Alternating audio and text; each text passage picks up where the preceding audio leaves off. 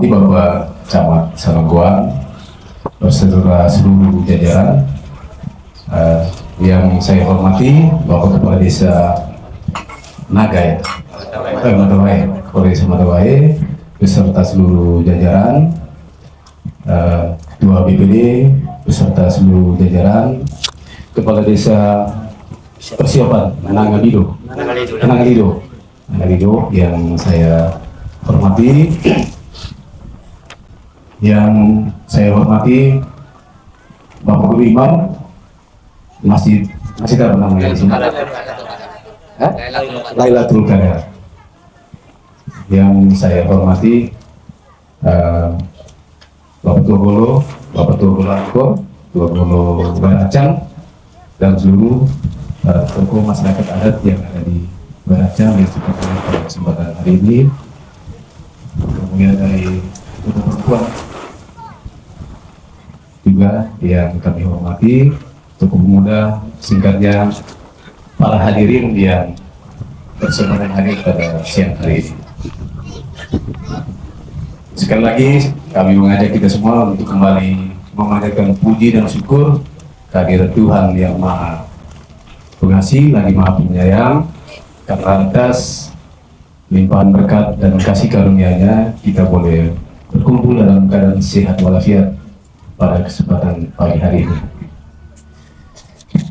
Baik, untuk tidak memperpanjang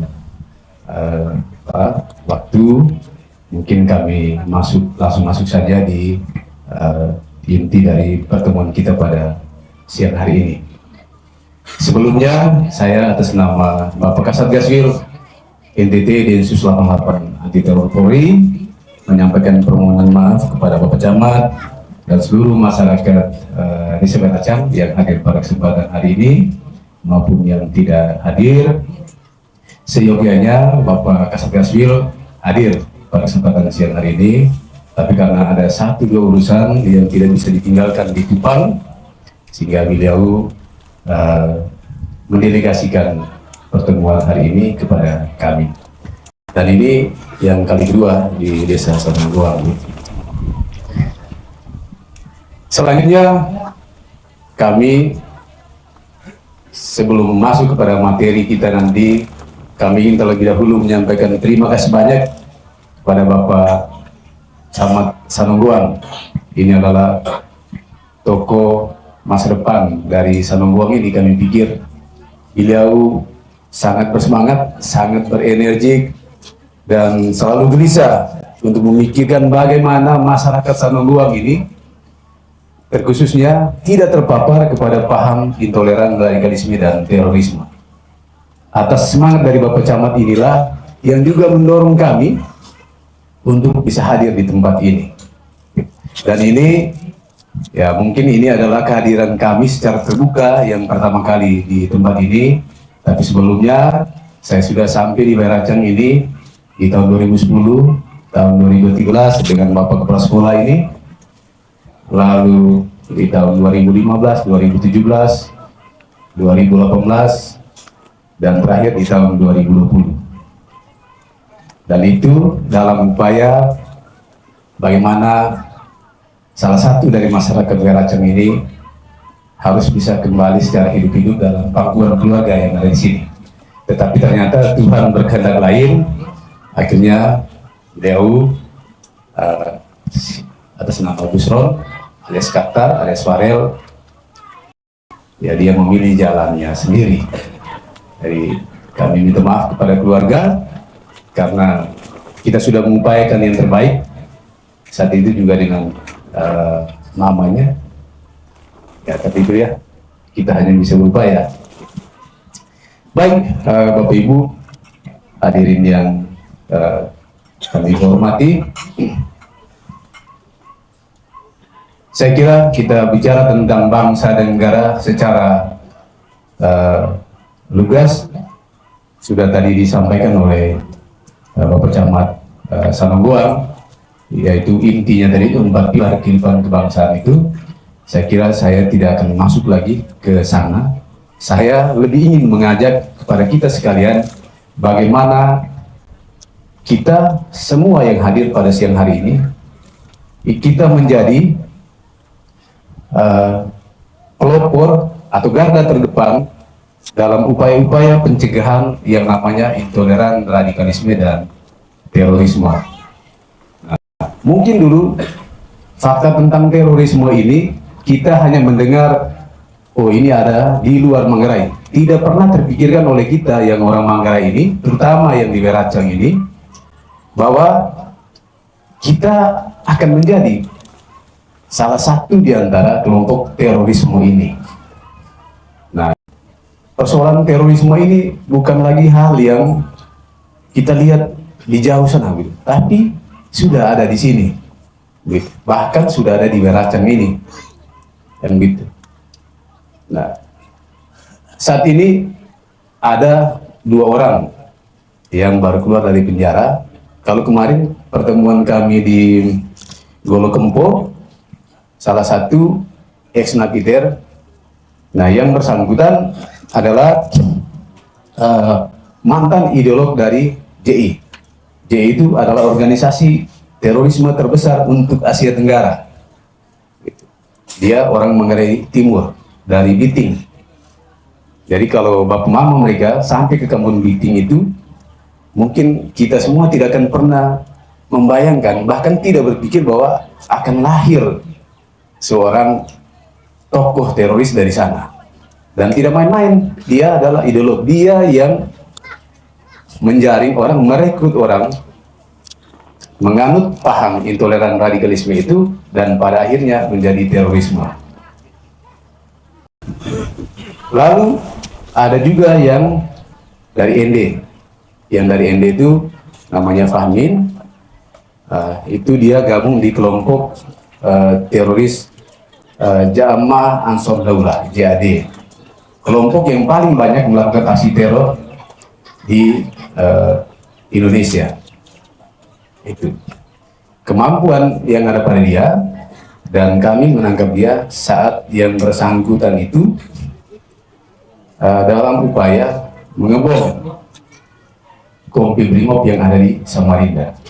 Jadi bayangkan orang dari ND sana terpapar jadi teroris, pergi bikin kacau di tempat orang di Samarinda, yang gitu. Ya itu juga sama, dari kampung ND, ya kurang lebih seperti begini kondisinya gitu. Ya, itu dia. Nah, Ndema Asikaidaku yang ada di bawah tenda yang berbahagia ini, kenapa saya mulai dari fakta-fakta ini, cerita-cerita ini, supaya kita tahu wah ternyata nenggo model di THO gitu. Ya belum saya masuk sampai di sini. Jadi saya berharap sekali tadi saya bisa berduduk berdampingan dengan mamanya Busron di sini, karena saya cukup intens, cukup lama dengan mama ini, baik di sini maupun di Lambur. Dan upaya terakhir saya dengan mamanya Qatar itu, bagaimana Qatar sempat komunikasi dengan kami, minta supaya oke, saya mau menyerahkan diri secara baik-baik, secara hidup-hidup, tapi syaratnya harus saya dan mamanya Qatar dan saudarinya perempuan yang pergi jemput dia di Poso. Dan kalaupun saya menyatakan iya saat itu, dan saya bilang iya, saya sepakat, saya akan jemput kau, yang penting kau menyerahkan diri baik-baik, yang gitu. Tidak ke sana, sudah upaya kita sudah bagus, hanya saya tidak tahu bagaimana terakhirnya tiba-tiba mereka memutuskan untuk tidak mau, gitu. Mungkin ada sudah yang mempengaruhi, padahal saya sudah sampaikan di ibu bahwa pertama begini, si Qatar memang kita kenal di kampung ini, dia anak yang baik. Saya yakin tidak ada orang dari kampung Weracang ini yang bermimpi atau memiliki budaya terorisme itu, sama sekali tidak, begitu. Pasti kita semua di sini orang baik, tapi kita menjadi tidak berdaya ketika kita keluar dan berhadapan dengan paham-paham yang dicekokin ke mereka ini, dan itulah yang terjadi di Qatar. Di sekolah di UBK, lalu tahun-tahun itu lagi rame-ramenya terorisme ada di Hima, dan seperti biasa, kami selalu dengan upaya seperti ini. Kita kasih gambaran bahwa ada potensi seperti ini. Tergantung sekarang masyarakat maunya bagaimana. ada satu kendala sosial kita ketika kita berurusan dengan semua yang berbau agama. Kadang-kadang kita merasa, ah ini berdosa, saya menyerang agama saya sendiri kalau saya mau mengatakan sesuatu hal yang seharusnya saya katakan. Kita tahu misalnya di UBK itu dulu, yang di Sila itu, saya tidak yakin orang-orang tua yang ada di sekitar situ bahwa mereka tidak paham apa yang terjadi di dalam ini. Tapi karena ini sebutannya pondok pesantren, mereka menjadi, wah ini masa iya kami harus menyebut. Dan itu saya kira salah. Dan akhirnya 2010, ya Tuhan berkehendak lain. Apa yang kau rancang di tempat yang tersembunyi itu, yang tidak baik, Tuhan akan membukanya secara terang benderang di hadapan banyak orang. Meledaklah di dalam pondok itu. Kan gitu. Dan saudara kita si Qatar ini, ya dari sana. Yang gitu. Jadi penting untuk saya kasih gambaran kepada kita sekalian di sini tentang kondisi kita, baik yang di Racang ini sendiri maupun yang ada di luar. Nah, saya sedikit melanjutkan cerita tentang si Qatar gitu ya. Ibu memutuskan, oke, kami ini kelaskan anak kami untuk jadi malaikat, dan saya kira itu adalah jawaban bahwa sudah selesai kita di sana. Dan akhirnya 2021 terjadi kontak tembak, 5 orang tersisa dari kelompok si Santoso dulu. Salah satu diantaranya adalah si Farel alias Qatar ini. Gitu. Jadi atas apa yang terjadi pada Farel, kita doakan semoga si Gusron ini berbahagia di surga, diampuni segala salah dan dosa-dosanya, karena dia sendiri sudah banyak juga melakukan pembunuhan di Poso.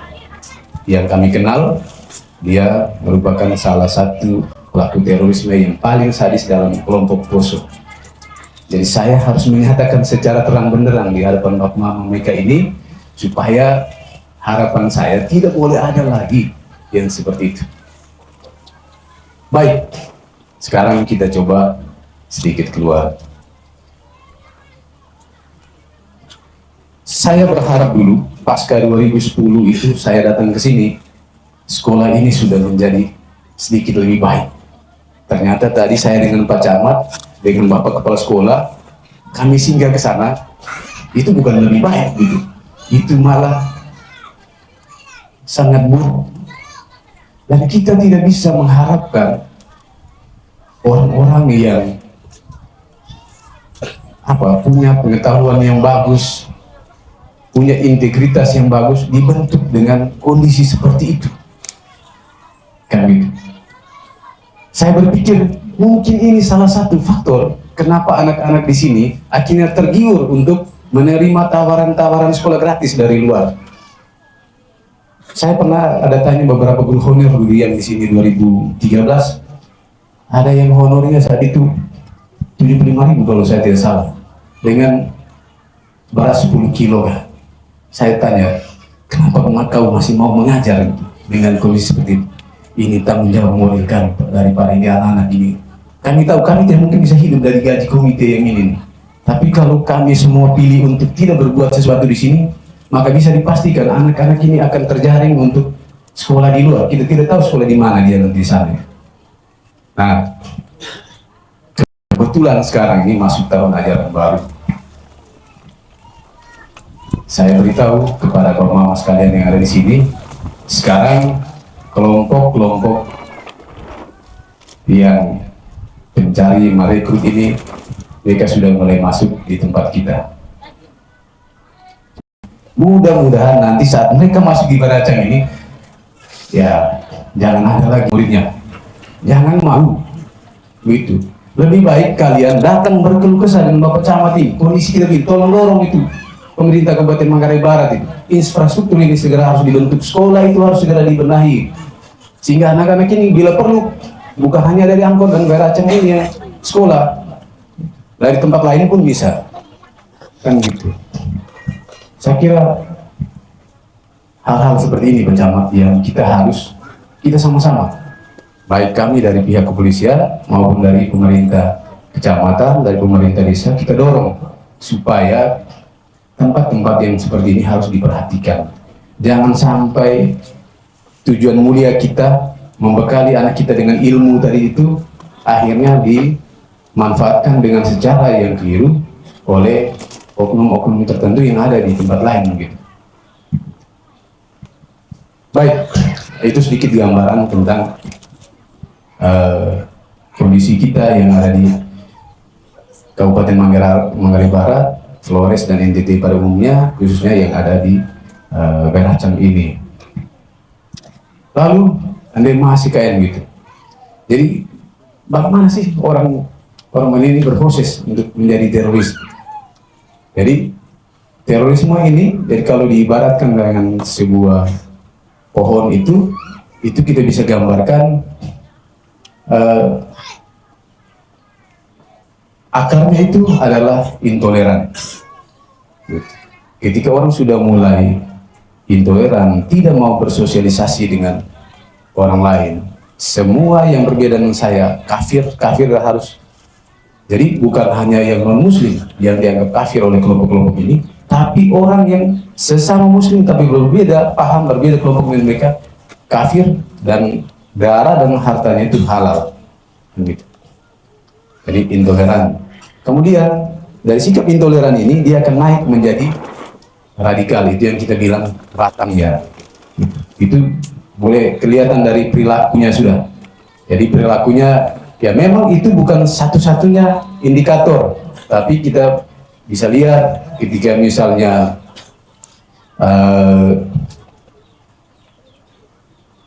radikal itu contoh yang kecilnya kayak gini lah mungkin. Tidak mau bersalaman, saya duduk pun sudah bila perlu kursinya dibuang lah atau dilang. Saat ingat bukan satu-satunya indikator, tidak seperti itu, tapi setidaknya ciri-ciri umumnya seperti itu untuk hal-hal yang sederhananya. Lalu setelah dia dari radikal, dia akan berubah menjadi terorisme, itu sudah dalam bentuk aksi. Di mana kesempatan kita untuk mencegah supaya dia jangan jadi terorisme? Ya ini, di akar ini. Jadi bagaimana anak-anak kita, generasi-generasi muda kita ini tidak terpapar dengan hal-hal seperti itu. Perhatikan kelompok kajian mana yang diikuti anak-anak kita nih. Seperti apa mereka yang bawa kajian, apa yang dikaji di sana. Jadi kalau sudah mulai masuk kajiannya itu ngomong tentang 10 pembatal keislaman, syirik demokrasi, togut Pancasila, saya kira kasih tahu anak itu stop, kau jangan lagi ke situ. Kau kejar surga itu dengan memperjuangkan kebahagiaan orang tua, memperjuangkan kesejahteraan yang bersama ini, memperjuangkan kebaikan dirimu, tanpa harus kau ingin membunuh mereka nih. Dan gitu. Kesempatan kita cuma ada di situ. Ketika dia sudah menjadi pelaku terorisme nanti, ya sudah. Kita hanya berharap tidak boleh ada lagi yang muncul setelah itu. Dan upaya terakhir yang dilakukan oleh negara ketika seseorang sudah menjadi pelaku terorisme, yaitu dengan yang namanya program deradikalisasi, baik yang dilakukan oleh BNPT maupun yang dilakukan oleh kami, dan bidang yang dari Densus yang menangani itu dari Idensos dan pencegahan, seperti yang kami buat sekarang terhadap saudara kita yang dari Manggarai Timur itu Yanto, dan Fahmin yang dari ND, Najar yang dari Kenari, dan juga si Ivan yang dari Lubuk Husu. Kampung-kampung ini saya kira Bapak Mama tahu ya. Kan kita lakukan upaya deradikalisasi. Bagaimana paham dia yang kemarin ini yang menggebu-gebu sekali ingin tidak hanya mendirikan agama negara selain negara kesatuan Republik Indonesia, tapi juga bagaimana dalam rangka menuju ke sana saya harus melakukan amalia terhadap kelompok-kelompok yang di luar kelompok saya. Nah, itu yang kita cegah. Lalu hal-hal seperti ini penting untuk selalu kita bicarakan dalam forum-forum seperti ini. Dan ketika kita omong tentang terorisme, tidak sedang menebarkan perasaan takut atau perasaan saling mencurigai di antara kita ini. Sama sekali tidak. Tapi supaya kita tahu bahwa ini kondisi realnya, kondisi faktualnya. Kita mau apa? Apa mau tunggu kita semua ini jadi teroris dulu baru kita mulai bicara? Atau kita cegah dari awal? Ingat baik-baik, Manggarai Barat ini sedang bergerak ke arah yang akan memberikan kebaikan bersama untuk kita semua. Manggarai Barat ini akan bergerak menyongsong Weracang yang tidak terus begini. Sebentar lagi ini pasti akan berubah. Pembangunan secara masif itu sedang dilakukan untuk Kabupaten Manggarai Barat dan kita bersyukur untuk itu. Tetapi ikutannya kekhawatiran, kegelisahan juga ada dalam hati kita masing-masing. Contoh misalnya di Labuan Bajo sudah mulai ada hotel-hotel yang bagus, hotel-hotel seperti Marriott mulai akan dibangun lagi, Ritz-Carlton. Nah ini kalau kelompok-kelompok terorisme ini dia kembali ke pola lama, yaitu dia akan menyerang yang namanya simbol-simbol Barat, simbol-simbol Amerika, dan itu baik gedung maupun orang. Maka pilihan yang paling mungkin dan paling ideal itu yaitu Labuan Bajo.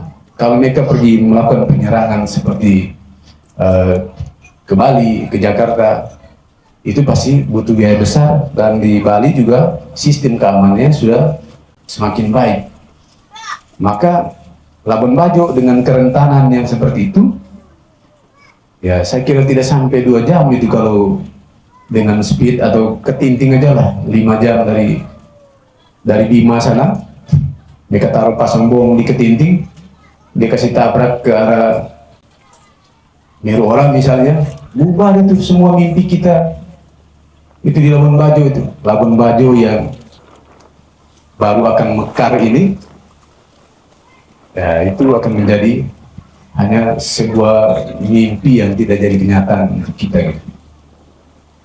Jadi mungkin kita berpikir, oh ini gampang lah, pasti kita akan membangun lagi. Ya, itu tidak semudah itu, Bapak-Bapak sekalian.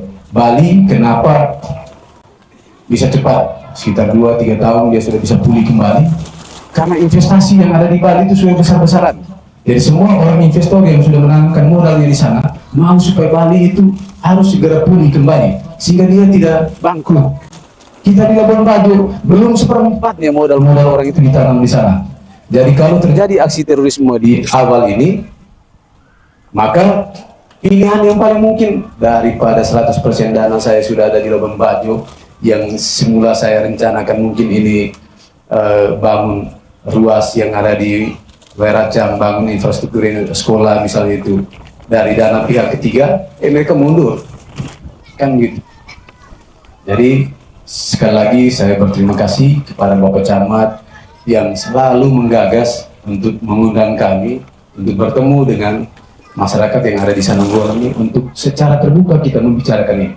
Sekali lagi, tidak untuk menebarkan perasaan takut, tidak untuk menebarkan perasaan saling curiga di antara warga, tidak juga untuk memberikan stigma buruk. Misalnya, kenapa kami orang Weracang disebut terorisme? Tidak. Tapi supaya Anda sekali tahu bahwa ini ada ancaman seperti ini. Bukan dari kita orang Weracang ya. Saya kira tidak ada orang Weracang di sini yang mau mengajarkan anak-anaknya untuk jadi terorisme. Tapi Bapak Mama tidak berdaya ketika anak-anaknya Bapak Mama ini sudah ada di luar.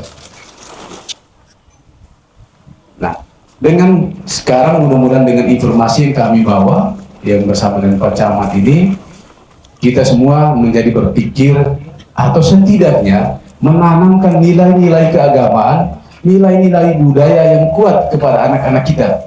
Sehingga ketika dia ada di luar Weracang ini, entah dia pergi ke Labuan Bajo, entah dia pergi ke Bima, kemana saja, tidak mudah terpapar.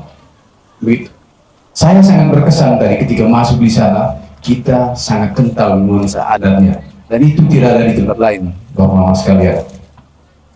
Kita kental dengan yang namanya Ipung Catiwu, Nakeng Cawai, kayak begitu.